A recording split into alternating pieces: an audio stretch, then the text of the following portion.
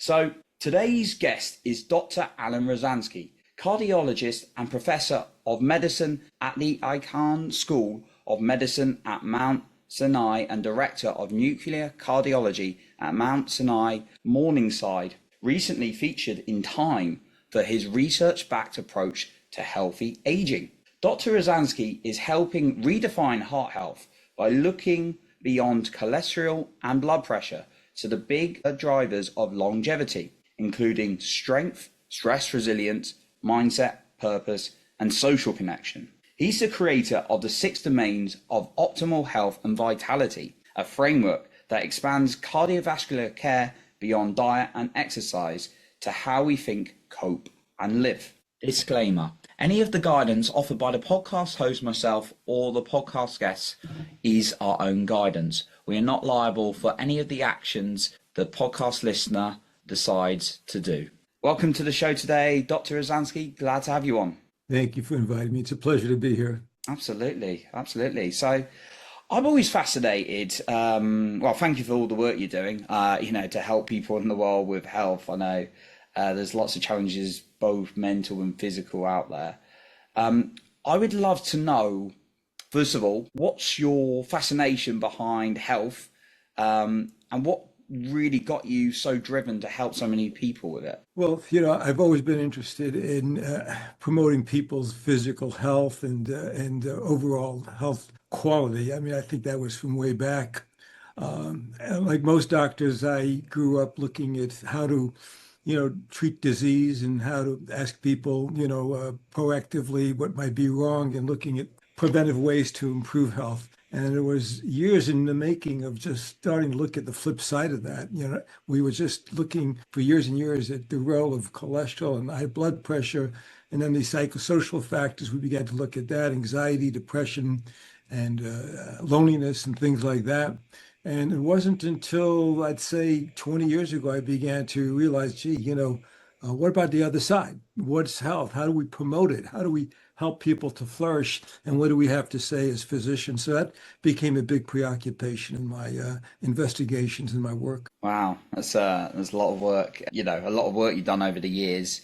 And yeah, it's interesting that you went from sort of like some of the physio. It sounds like you went from maybe some of the physiological stuff like exercise and stuff, but actually some of the psychological stuff that might affect us as well. Yes, that occurred fortuitously, or I'd say as a side product of some research I was doing to investigate the heart and what causes the heart not to function as well under different circumstances. And we are trained as cardiologists to look at patients under physical stress with exercise, putting them on a bike or a treadmill and looking at the blood flow or the wall motion of the heart. And for a specific study that we wanted to do, we decided to put patients under mental stress. I was not interested in psychology. I wasn't interested in mental stress. I was interested in studying the heart. But one of the things we were having patients do is having them talk about the stress that they were experiencing in their lives while we were imaging the heart.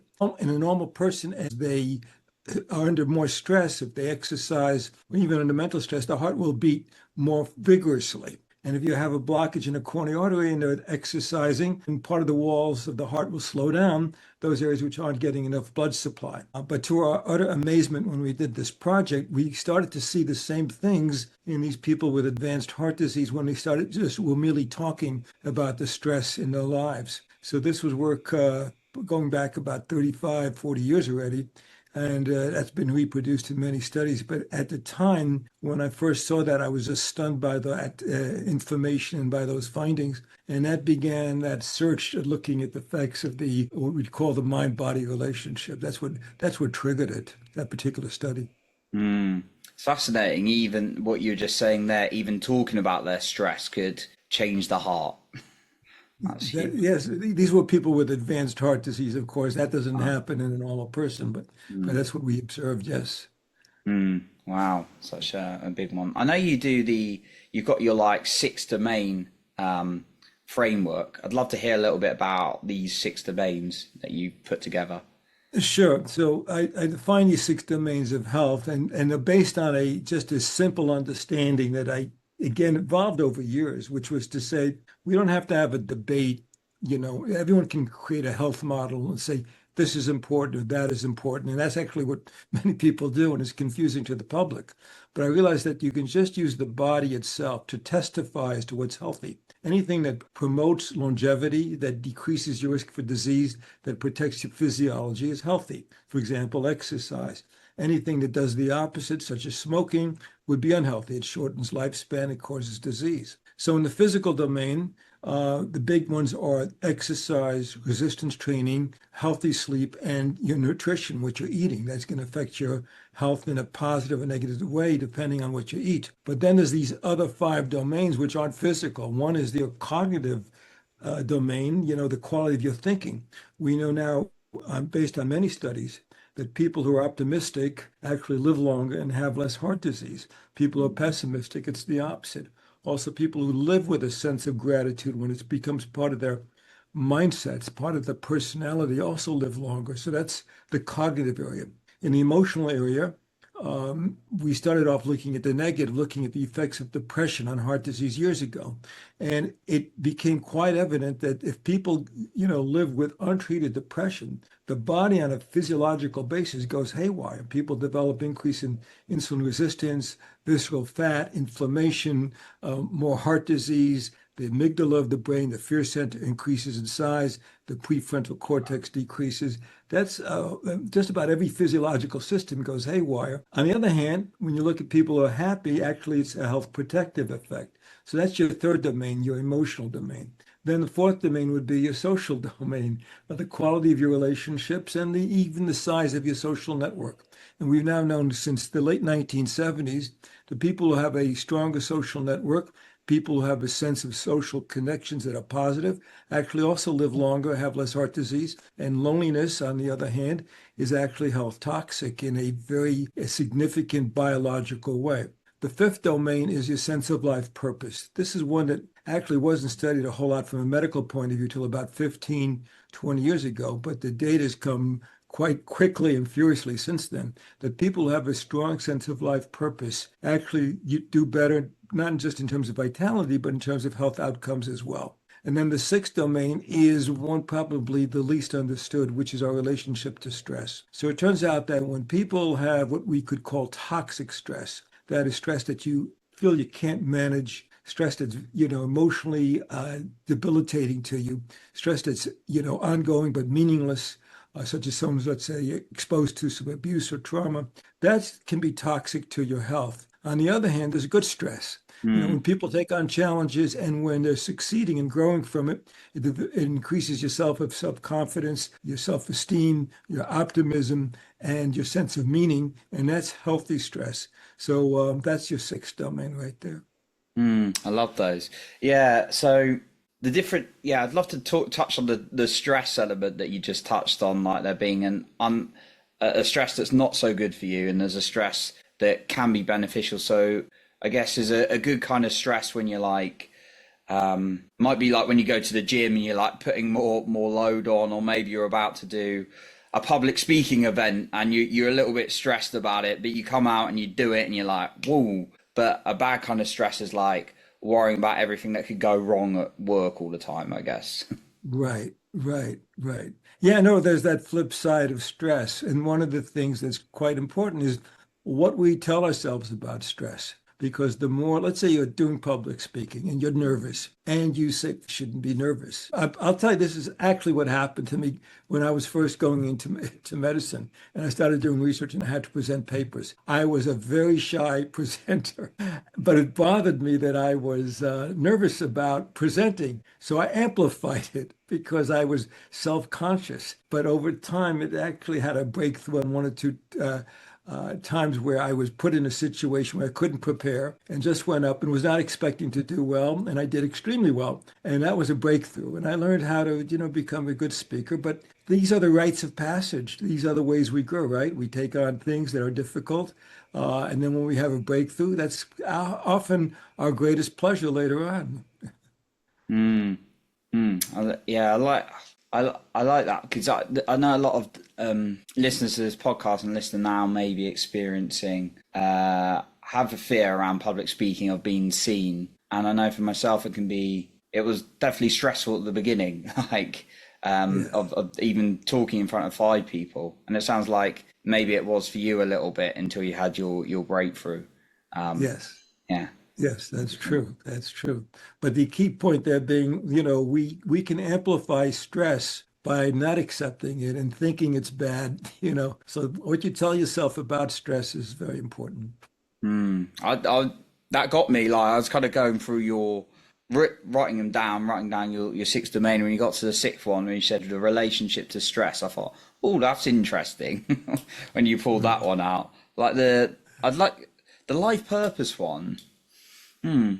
I'd love to hear like a little bit more about that one because I know a lot of people can feel like lost a little bit and a bit like deflated on that one. It's extremely common. It's extremely common. Mm, The thing is, it isn't like you don't have life purpose or you do, right? It's all along a continuum.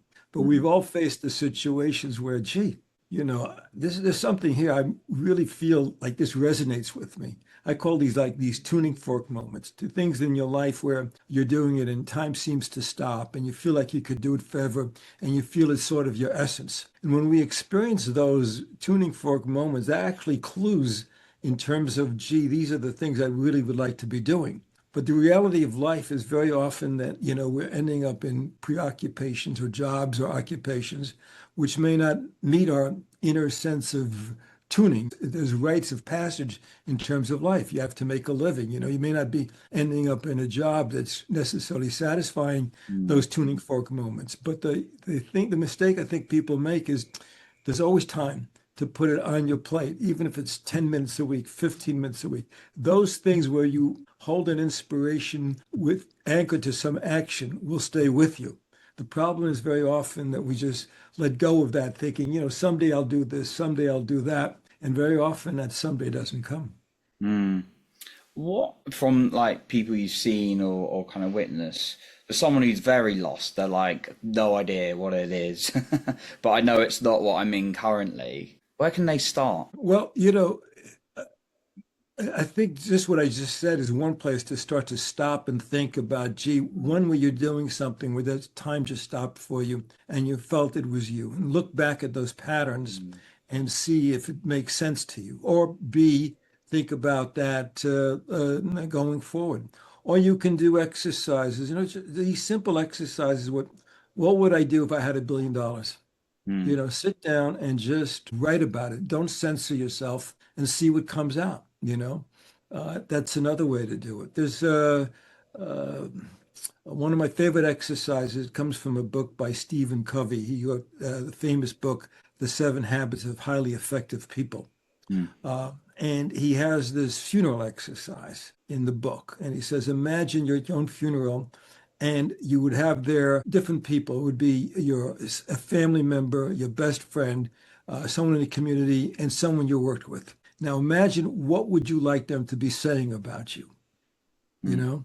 And you try to imagine that exercise, and then you realize, wait a second, I wish they were talking about me in terms of character. I wish they were talking about the fact that I gave, that I care, that I spent time with people. We get out of touch with these parts of ourselves. But he was suggesting in that exercise, don't see the end in mind and then work backwards. So I think anytime you're talking about a sense of purpose, particularly a sense of life purpose, that's important to do. Another way to define it is to say, what is it that if my life was going to come to an end soon, I would regret that I never did?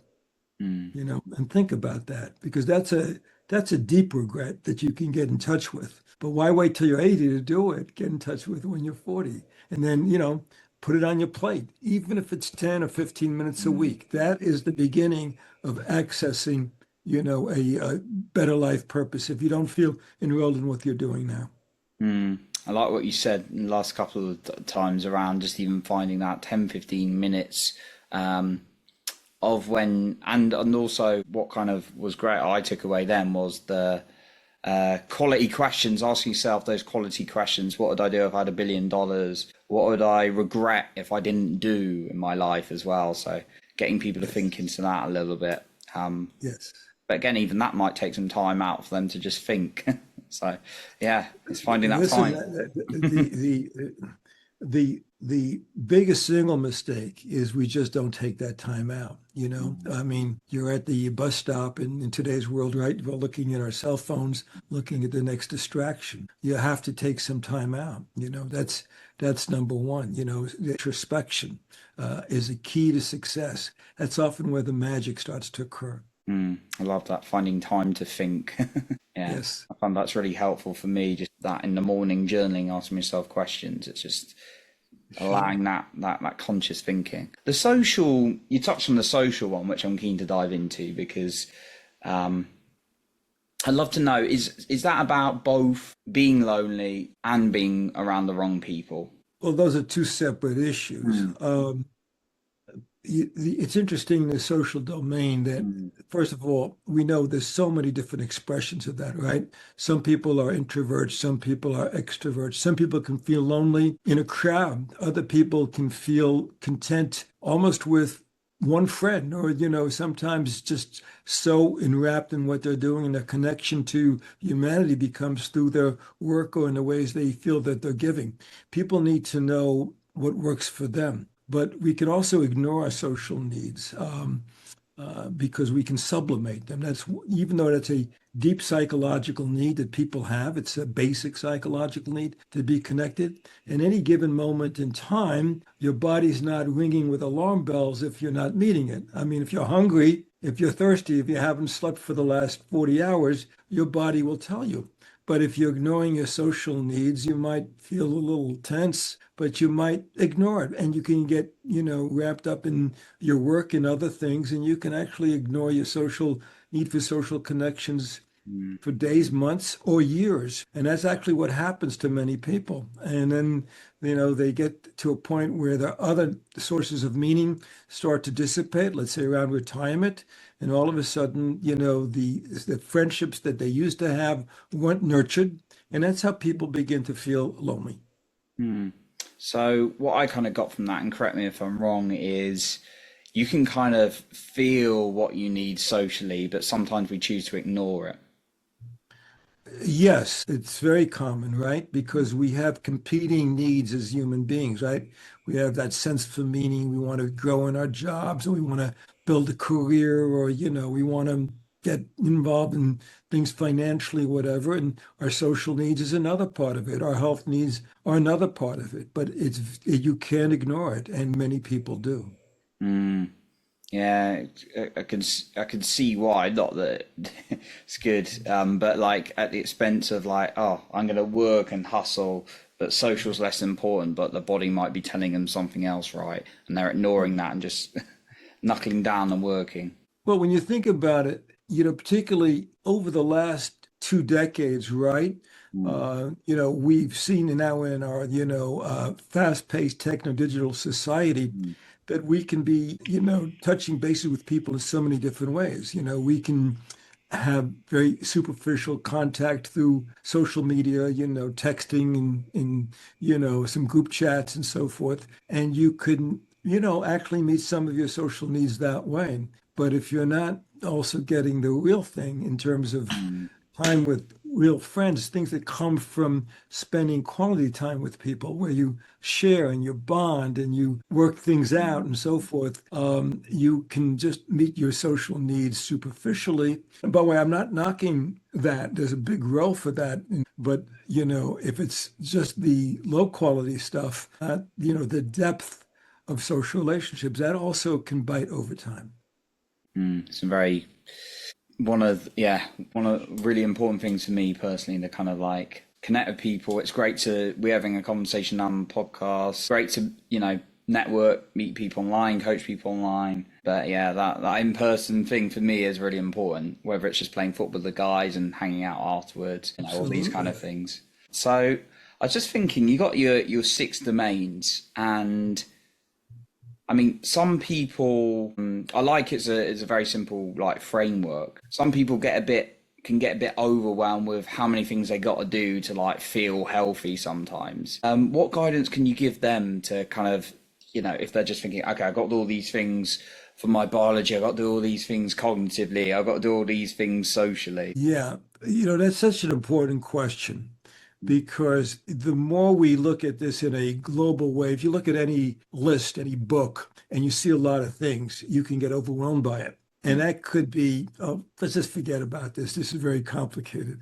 But there's a flip side of that. You look at these six domains of health, and they're all six entree points to feeling a sense of more energy and more vitality. And the goal should be not to change many things at one time, but to say, what is one thing I can be doing now? One thing that will make me feel more energetic, feel more alive. One thing. And then put that on your plate. And what happens is these six domains are interrelated with each other. This for sure. If someone, let's say, is sedentary and they start to exercise, we know that exercise doesn't just affect your physical health. It affects your moods. It affects your sense of self-confidence. It's kind of a spiritual act to take yourself, if you're sedentary, and say, hey, wait, I'm going to start to get more physically active. And as you do it, you end up, eating better. Your social relationships may improve. You may find friends to exercise with, many different ways in which one thing affects the other. So the good news about these six domains is it's a menu, and you can choose any one of these domains and start to improve in that domain. And it will have what we call the opposite of a vicious cycle, a virtuous cycle, where one thing starts to improve something else. It really works that way. Virtuous cycle, I like that. In that way. No, it's important. Yeah, it's kind of like picking one thing for each of the six areas. Or just one thing in one of the areas. Don't make a big list. I talk about the power of the first step. The problem with that is people don't believe in the power of the first step. They think like, oh, I'm going on a diet. I got to lose 20 pounds, instead of maybe I'll just try to lose 2 pounds. We get impatient or we just don't believe that's going to work. But the magic of any change is the consistency of it. So it doesn't matter what you're doing, as long as you are on a path and you stay consistent, you eventually will end up doing more. And if you stay consistent with it, you'll start to change your identity. I've worked with many sedentary people. That's what I do as a cardiologist, right? I mean, change people's health behaviors. And it's really fun to work with sedentary people to convince them, because I'll ask them often, can you give me 5 minutes of walking per day? And the reaction I get is like, doc, that's all, and many don't end up doing it. But if they stay consistent, what happens is you start to change your identity. Wait a second, I'm a person who walks every day. And then that 5 minutes eventually will become 10 minutes. You'll run into a friend one day and you'll walk 20 minutes. That's what the progression of life. It's the direction you're in. Are you in a positive direction or a negative direction? So wherever you are in life, say, what's one thing now that I can do that can be improving my sense of vitality, which I use as a kind of health vital sign, and then, be persistent with it. Yeah, and just starting with like 5 minutes, like you said there, rather than like, can you walk for an hour a day or 30 minutes a day, which could seem a bit, great at first, and then you trail off. But the 5 minutes you touched on is creating a new identity for them, and it's consistent. Yeah, that's exactly right. Exactly right. We used to advise people, the guidelines are still the guidelines, that people should try to get 30 minutes of exercise, like a moderate brisk walk 5 times a week, about 150 minutes exercise per week. But we used to just talk about the guidelines. Then in 2018 in the US, they changed the physical activity guidelines based on new accelerometer data, which they didn't have before. And they were able to see that, any amount of physical activity you do, even if it's a 2-minute walk, actually does improve your health. There's data out from the UK where you are, called the UK Biobank study, where they actually took 70,000 people and they had them wear a wrist accelerometer for a week. And then they followed them for many years. They they segregated the people who were completely sedentary, and they looked at these bouts of 1 or 2 minutes of physical activity they were getting during the course of the day. And lo and behold, the more of these very short bouts of physical activity they were getting, there was an exponential decline in mortality risk, cardiovascular risk, even cancer risk. Meaning that every time you decide to, let's say, walk to the post office instead of driving there, even every time you take the stairs instead of the escalator or the elevator, or you park farther away from the supermarket, you're actually promoting your health. So that's the power of these first steps. That's true in the physical domain, but it's also true in the psychological domain. Just these small things, no matter how small they are. Yes. Yeah, Yeah. Isn't that great news? that is because it makes it a lot more manageable. Yeah. It reminds me of the book Atomic Habits, James Clear, and he Yes. talks about Yes. Yes. making That's correct. Yeah, it's a great book. talks about making habits you want to introduce very easy, very accessible, very simple, and making the ones you want to get rid of really hard to do. So, or out of the way and things like that. So, yeah, that kind of struck to my mind when you said 5 minutes of walking a day. Yeah. Just walking to the shop or down the road or the stairs instead of the instead of the elevator. Right. For like things like meditation and things like that, is it better for people? Have you found in your experience, is it better for people to do smaller doses of that as well? Because I know it can be difficult for some people.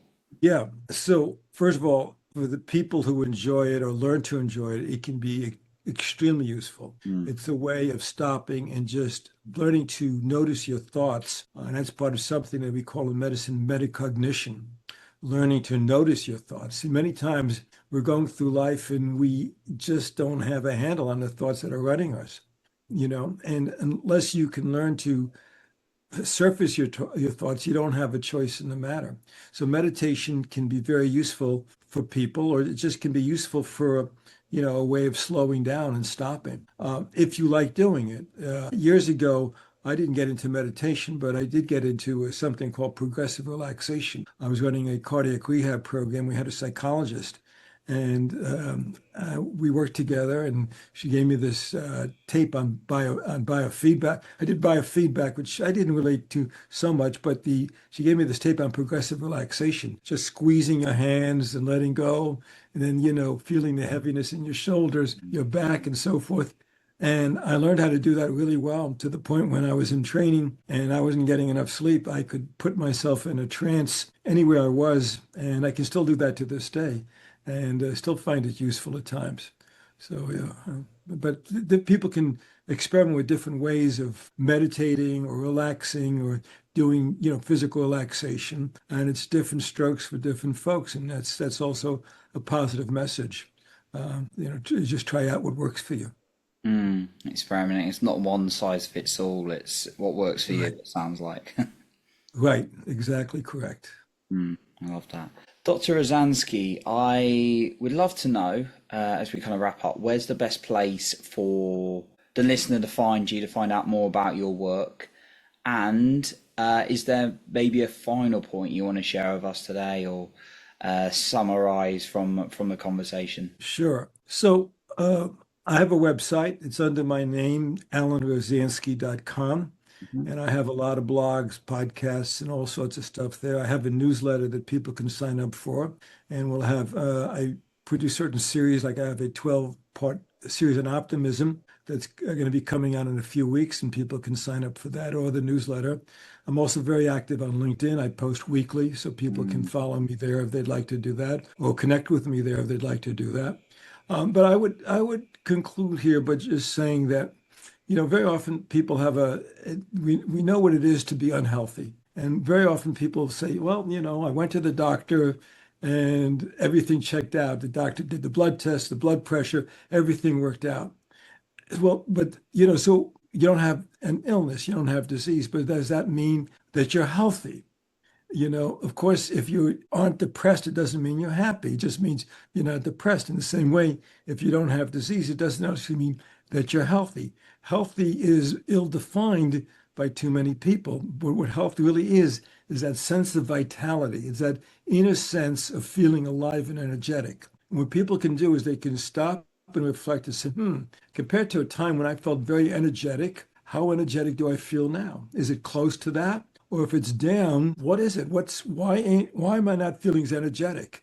And then you can look at these 6 domains as a map. Maybe I'm not getting exercise. Maybe I'm not getting enough sleep. Maybe I'm ignoring my social life. Maybe I don't have a strong sense of purpose in my work, and so you can use that with the goal that you should feel energetic. And, you can't, let's say as you get older, you can't have the same physical energy when you were younger, but you can always feel just as energetic as when you were younger. And so if you don't, use this map, use these 6 domains as a tool to get there. I love that. Just evaluating how you're feeling and then coming back to these 6 domains that you've shared with us today, and is available in your work that you've mentioned there, whether that's on your website, and whether that's on your LinkedIn. And I think the 6 domains is a very good framework, a very strong framework for someone to sort of understand themselves and take stock of where they are and what they need to do. So yeah, those websites and links to Dr. Rozanski are in the show notes below the episode as well. So Dr. Rozanski, a massive thank you for coming on today. Thank you for having me. It's been a real pleasure. Absolutely. Mine too. So that concludes today's episode. And remember to lead with your heart and not with fear.